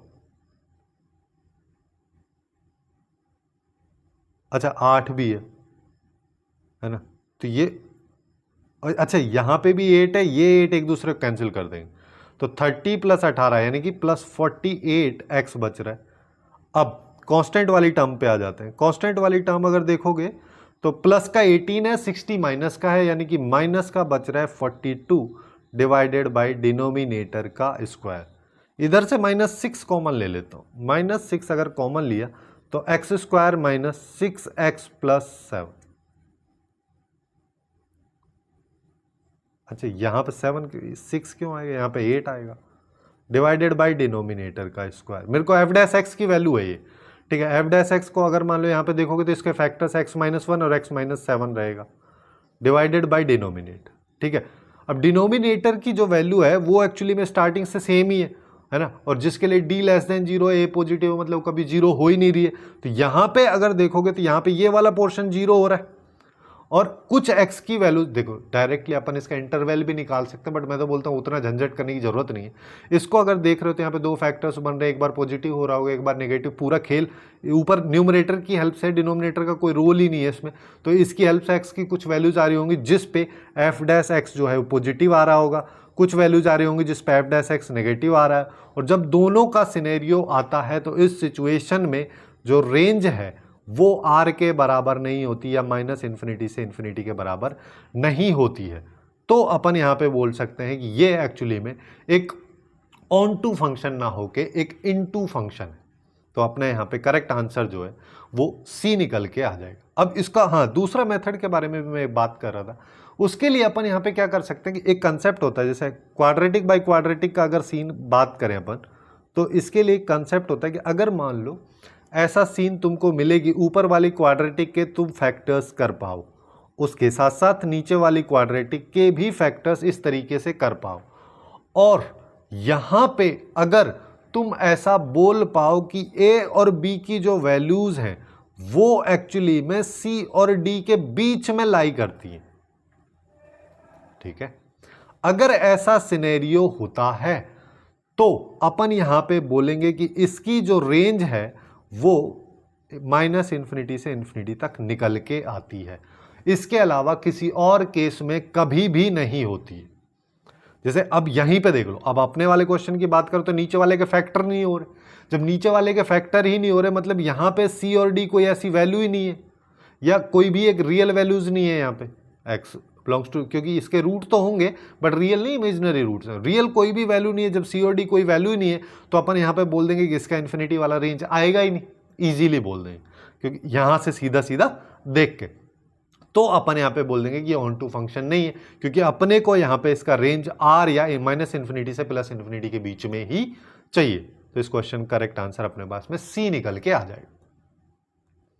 अब नेक्स्ट क्वेश्चन की तरफ चलते हैं। नेक्स्ट क्वेश्चन बहुत ज़्यादा आसान है, इसमें एफ एक्स एक फंक्शन दे रखा है, इसका रेंज मेरे को बताना है। साइन 5x की बात करोगे तो ये -1 से 1 के बीच में आता है ना। सीधा सीधा करते हैं इसको, ये 1 से -1 के बीच में आ रहा है। -1 से मल्टीप्लाई करोगे तो ये +1 हो जाएगा, इनइक्वलिटी का साइन बदल जाएगा, यहाँ पे माइनस साइन 5x हो जाएगा, ये -1 हो जाएगा। मैं एक्चुअली में इस फंक्शन को यहाँ पे बनाने की कोशिश कर रहा हूँ। 7 यहाँ पे ऐड कर दो, 7 यहाँ पे ऐड किया तो ये 8 हो जाएगा, 7 माइनस साइन 5x हो जाएगा, less than equal to 7 minus 1 करोगे 6 हो जाएगा। इसका रेसिप्रोकल लोगे तो वापस से इनइक्वलिटी का साइन बदल जाता है, तो ये 1/8 आ जाएगा, और यहाँ पे 1/7 माइनस साइन 5x आ जाएगा, यहाँ पे 1/6 आ जाएगा, तो खत्म हो गया। 1/8 से 1/6 के बीच में, इससे आसान कुछ होता नहीं है ना। अब नेक्स्ट क्वेश्चन की बात करते हैं। नेक्स्ट क्वेश्चन जो है, हालांकि ट्रिग्नोमेट्री से भी रिलेटेड है, बहुत सारी चीज़ें, और इसमें एपी जीपी भी दे रखा है, सब चीज़ों से रिलेटेड है। पहले देखो क्या बोला है कि आप एफ ऑफ थीटा के रेस्पेक्ट में अपने पास में एक फंक्शन है, इस फंक्शन में थीटा एक रियल नंबर है और इसकी रेंज ये है। तो यहाँ पे जो अल्फा बीटा है इसकी हेल्प से कॉमन रेशियो निकलता है, वो एक इन्फाइनाइट जीपी क्रिएट करते हैं उसकी हेल्प से, जिसमें फर्स्ट टर्म 64 है, तो उसका सम मेरे को बताना है। सबसे पहले अल्फा बीटा अपने को निकालना है, अल्टीमेटली ये कहना चाह रहा है। तो पहले एफ ऑफ थीटा को मैं सिंप्लीफाई कर देता हूँ। सिंप्लीफाई कैसे करेंगे, देखो नीचे जो है ऊपर वही है ना, तो एक बार वही बना देते हैं। साइन की power 4 theta plus cos square theta मैंने ऊपर लिख दिया, तो केवल बचा 2 cos square theta, divide by यही लिख दो, साइन की power 4 theta plus cos square theta. अब यहाँ पे देखो, इसको मैं एक सिंगल नंबर की तरह ट्रीट कर लेता हूँ, इससे इसको डिनोमिनेटर से डिवाइड करूँगा तो यहाँ पे 1 आ जाएगा, तो 1 plus 2 cos square theta divide by sine की पावर 4 थीटा। इसको मैं ऐसे लिख दूँ 1 माइनस कॉस स्क्वायर थीटा का whole square plus cos square theta, ये लिखा हुआ।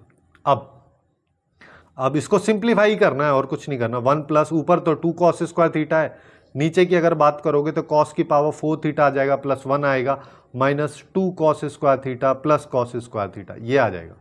अब देखो 1 प्लस 2 कॉस स्क्वायर थीटा तो ऊपर लिखा ही है, यहाँ पे देखोगे तो कॉस की पावर 4 थीटा और माइनस कॉस स्क्वायर थीटा लिखा हुआ है, प्लस 1 कॉस स्क्वायर थीटा से ऊपर नीचे डिवाइड कर देते हैं। लेकिन जब हम यहाँ पे डिवाइड कर रहे हैं तो हम यहाँ पे बोल रहे हैं कि कॉस स्क्वायर थीटा जो है can not be equal to 0, क्योंकि 0 अगर होगा तो फिर डिवाइड करने में दिक्कत हो जाएगी, डिवाइड नहीं कर पाएंगे। तो 1 प्लस 2 डिवाइड बाई यहाँ पे आ जाएगा कॉस स्क्वायर थीटा बच जाएगा, ये ये -1 बच जाएगा, इसको मैं बाद में लिख दे रहा हूँ, इससे पहले 1/cos² थीटा जो आ रहा है उसको लिख दे रहा हूँ, ठीक है। अब इसको देखोगे तो ये एक्चुअली में, जैसे अगर मान लो इसको मैं बोलूँ तो t² + 1/t² के फॉर्मेट में इसकी वैल्यू का अपने को पता है > 2 होती है। इसमें तो सीधा सीधा अपन AMGM लगा सकते हैं, cos² थीटा + 1/cos² थीटा, मतलब देखो cos² theta + 1/cos² theta, 2 term है, डिवाइड बाय दिस, पूरे पे रूट लगा लो, cos² थीटा × 1/cos² थीटा, यहाँ से आया 1, ये 2 चला जाएगा उधर, तो मैं बोल सकता हूँ ये वैल्यू > 2। अब मेरे को देखो यहाँ पे ये मिनिमम है, मैक्सिमम है, मेरे को चाहिए f(θ) मैक्सिमम निकाल लो पहले। चलो मैक्सिमम निकाल रहे हैं तो डिनोमिनेटर मिनिमम होना चाहिए, डिनोमिनेटर मिनिमम देखोगे तो 2 है, तो अपन ऐसा बोल सकते हैं 1 + 2/2 - 1, ये आ गया 1 + 2 मतलब 3, ठीक है, मैक्सिमम वैल्यू आ गई। अब मिनिमम की बात कर लेते हैं, मिनिमम कैसे निकाले। अच्छा, मिनिमम के लिए एक सिनेरियो अपन ने देखा था, काफी अच्छा चीज है यहाँ पे, कि cos² theta can not be equal to 0। अगर ये cos² थीटा इक्वल टू 0 होगा तो यहीं पे आ जाते हैं ना, जो स्टार्टिंग फंक्शन है, cos² थीटा अगर 0 होगा तो ये 0 हो जाएगा, ये 0 हो जाएगा, ये दोनों सेम है तो 1 आएगा, ठीक है। तो f(θ) की वैल्यू 1 भी आ रही है तो ये मिनिमम हो जाएगी, क्योंकि इससे छोटी तो कभी होगी नहीं। तो अपन बोल सकते हैं ये अल्फा आ गया और ये आ गया बीटा, तो अल्फा बाई बीटा की अगर बात करोगे तो वो हो गया 1/3। अब अपने को फोकस करना है सीरीज पे, तो सीरीज में इनफाइनाइट तक सम है ना, जीपी का सम क्या होता है a/1 - r, तो a क्या है, फर्स्ट टर्म 64 है, 1 - r क्या है 1/3, तो ये आ जाएगा 2/3, लेकिन रेसिप्रोकल में है या डिवाइड में है, डिनोमिनेटर में है, तो 3/2 हो जाएगा, तो 64 × 3/2, ये अपने पास में इसकी वैल्यू आ 3/2, तो ये हो गया 32 और यहाँ पे आ जाएगा 6, ये 96 आ जाएगा, खत्म, 96, जो कि इस क्वेश्चन का करेक्ट आंसर अपने पास में होगा। अब नेक्स्ट क्वेश्चन पे आ जाओ।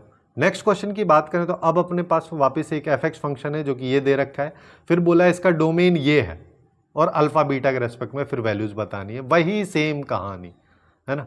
चलो कर लेते हैं, थोड़ा सा मतलब है हेक्टिक वाला काम है लेकिन कर लेते हैं। जैसे ये वैल्यू है, ये -1 से 1 के बीच में है, तो मतलब -1 यहाँ पे x - 1, यहाँ पे 2x + 3 < 1, ये आ रहा है।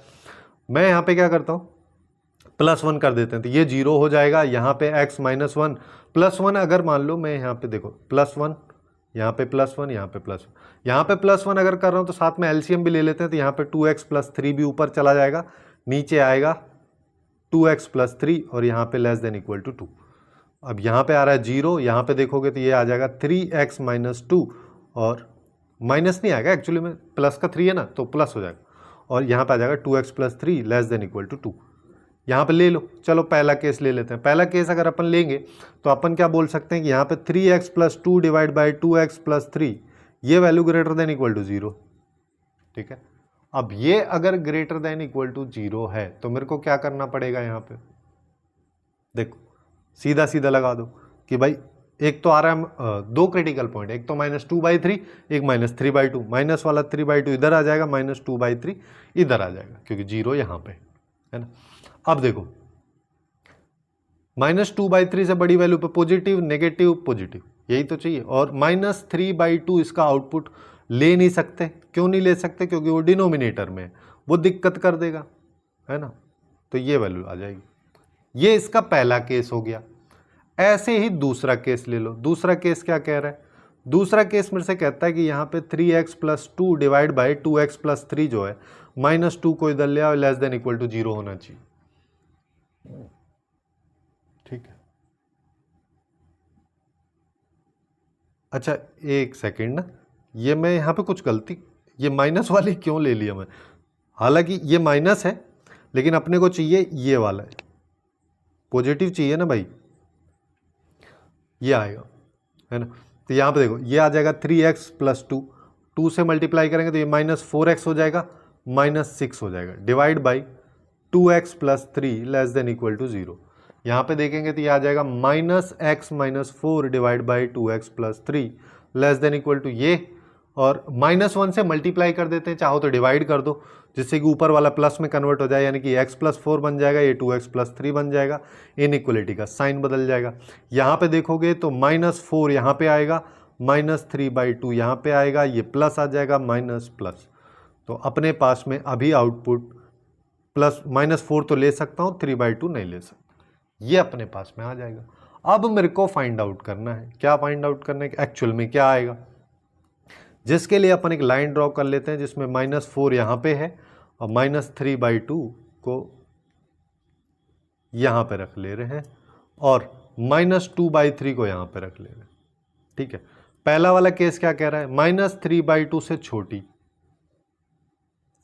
ठीक है, जिसमें -3/2 इज नॉट इंक्लूडेड, और ये 2/3 इंक्लूड हो जाएगा, 3/2 इंक्लूडेड नहीं है, और 2/3 इंक्लूडेड है बट ये इससे बड़ी, ये है पहला।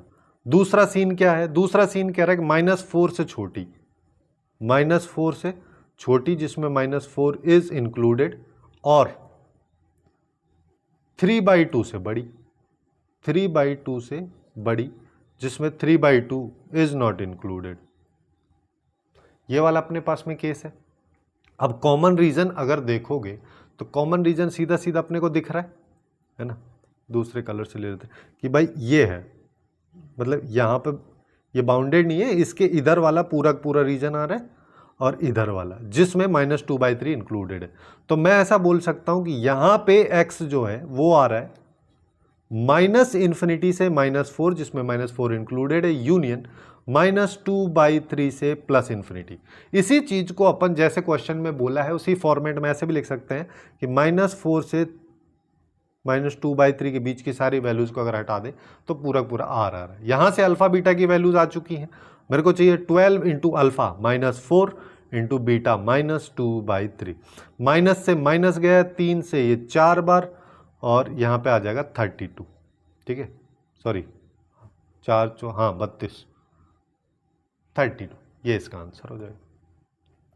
अब नेक्स्ट एंड लास्ट क्वेश्चन के बारे में बात करते हैं इस सेगमेंट का, जिसमें अपने को क्या बोला है कि अपने पास में एक सेट है A जिसमें x, y करके एक एलिमेंट आ रहा है और B एक सेट है जिसमें ये जो x है ये एलिमेंट इसमें इंक्लूडेड है। तो अपने को नंबर ऑफ 1 1 फंक्शन बनाने A से B के अंदर। अब A से B के अंदर बनाने के लिए सबसे पहले A सेट पता होना चाहिए, A सेट को निकाल लो। इसको निकालने के लिए इक्वेशन अपने इसने दे रखी है, तो y की वैल्यू को फॉर्मेट में अपन इसको निकाल लेते हैं, जैसा कि पिछली वाली वीडियो रिलेशंस वाली वीडियो, सेट एंड रिलेशन वाली वीडियो में अपन देखे भी थे इस तरीके के क्वेश्चन। तो यहाँ पे क्या आ जाएगा, 23 में से 2x अगर माइनस करो डिवाइड बाई 3 करो तो y की वैल्यू आती है ना। तो a अब सेट निकाल रहे हैं, अब रखते जाओ a की वैल्यू, बस ध्यान रखना है नेचुरल नंबर। 1 रख सकते हैं क्या, 1 नहीं रख सकते, 1 तो रख सकते हैं ना, 21 आ जाएगा, ठीक है, तो 1 रख देंगे। तो 23 में से 2 गया तो 21 को डिवाइड किया तो ये आ जाएगा। 2 रख सकते हैं क्या, 2 रखेंगे तो 4 माइनस करेंगे 19 आएगा, 19 डिवाइड बाई 3 होता नहीं है ना। 3 नहीं रख सकते, 6 माइनस करना पड़ेगा 17 आ जाएगा। 4 रख सकते हैं, 4 अगर मैंने रखा तो 12 आ जाएगा, है ना।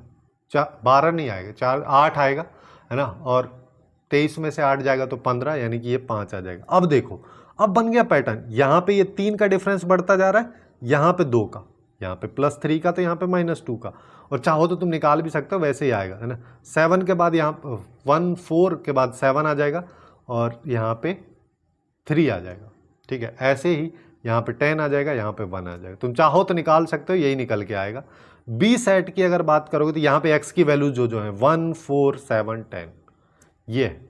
अब मेरे को यहाँ पे सेट बनाने, बना लेते हैं सेट। जैसे कि पहला सेट मेरे पास में A है, ये है, दूसरे एक B सेट है, अरे यार थोड़ा इलिप्टिकल बनाना है ना, बस बन जाए, बन गया, है ना। चाहो तो इसको थोड़ा छोटा कर देते हैं, कोई दिक्कत नहीं है ना। ये अपने पास में आ चुके हैं। अब देखो, ये अपना A सेट है, ये B सेट है, मेरे को फंक्शंस बताने हैं A to B, ये फंक्शन डिफाइन हो गया, है ना। A के सारे एलिमेंट जैसे 1 7 ये है एलिमेंट, इसमें x को ये पूरा एलिमेंट है, इस चीज़ का थोड़ा सा ध्यान रखना है। यहाँ पे 4 5 ये एक एलिमेंट हो जाएगा, अगला 7 3 और अगला 10 1। इससे आगे जा नहीं सकते, ठीक है ना, क्योंकि 11 अगर x की जगह रखोगे तो ये 22 हो जाएगा, 1/3 आएगा, वो होगा नहीं। और 12 अगर रखोगे तो 24 हो जाएगा, वो बड़ी वैल्यू हो जाएगी, नेगेटिव भी नहीं आ सकता। और यहाँ पे क्या आएगा 1 4 7 10। अब देखो, अब मेरे को 1 1 फंक्शंस बनाने हैं। 1 1 फंक्शन का मतलब x की एक वैल्यू के लिए इस सेट की एक वैल्यू का आउटपुट केवल एक इधर आना चाहिए, जिसका मतलब पहले वाले के लिए अगर ऐसा ही बोल सकता हूँ ना, ये जो ए सेट है 4 एलिमेंट्स मेरे को बिठाने हैं, तो 4 जगह पे ही बिठा सकता हूँ। पहले वाले को 4 जगह पे, दूसरे वाले को 3 जगह पे, तीसरे वाले को 2 पे और इसको 1। तो अपने पास ultimately 4 factorial number of choices हो गया, जिसको अपन बता सकते हैं कि 24 हो जाएगा।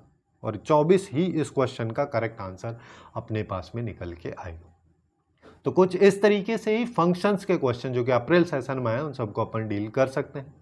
और इसी तरीके से मैंने बाकी चैप्टर्स को भी कवर किया है, जिसका प्लेलिस्ट आपको लेफ्ट साइड में दिख रहा होगा, वहाँ से जाकर चेकआउट कर सकते हैं। या फिर जनवरी के अगर क्वेश्चंस आपको चेकआउट करने हैं तो उसका प्लेलिस्ट का लिंक नीचे डिस्क्रिप्शन में दिया हो। सो आज के लिए बस इतना ही। Hopefully you guys find it useful, and if you find it useful then please do like, share and subscribe.